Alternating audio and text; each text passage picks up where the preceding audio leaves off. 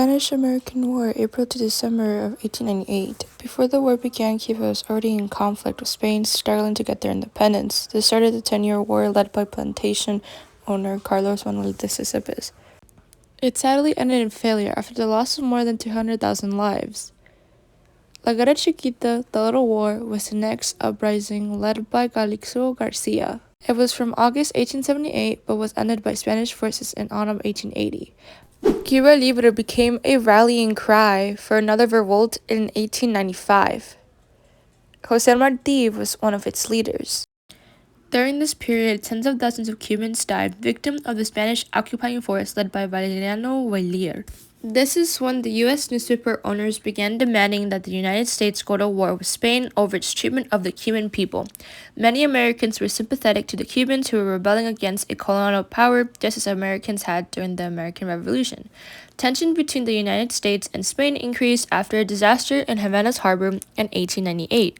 In January of that same year, the United States sent a battleship called the Maine to Cuba to protect U.S. citizens and property there. An explosion in the harbor sank the ship on February 15th, carrying 260 seamen to their death, and there wasn't an exact cause of the disaster.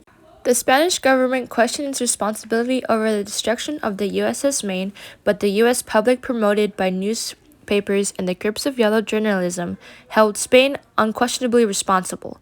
Remember the Maine, to hell with Spain, became the next popular rallying cry in April 1898. Spain and the United States declared war on each other.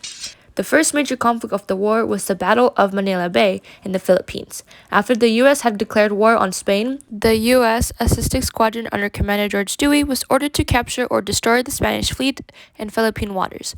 On May 1st, in Melina Bay, Dewey's squadron destroyed all Spanish ships on the scene in a few hours.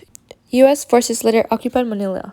The other major fighting during the war took place in Cuba. The U.S. troops sent their Buffalo Soldiers and Theodore Roosevelt's Regiment of Rough Riders, a group of cavalry volunteers, to go and fight. U.S. success on land and sea in June and July resulted in a final victory over the Spaniards. The concluding engagement of the war was the Battle of Santiago on July 3rd. Santiago surrendered to Shafter on July 17th, effectively ending the war. On July 18, Spain asked France to help arrange an end to hostilities. The formal peace negotiation took place in Paris. In Treaty of Paris, December 10th, Spain renounced all claims to Cuba and seceded Guam, Puerto Rico, and the Philippines to the United States for $20 million.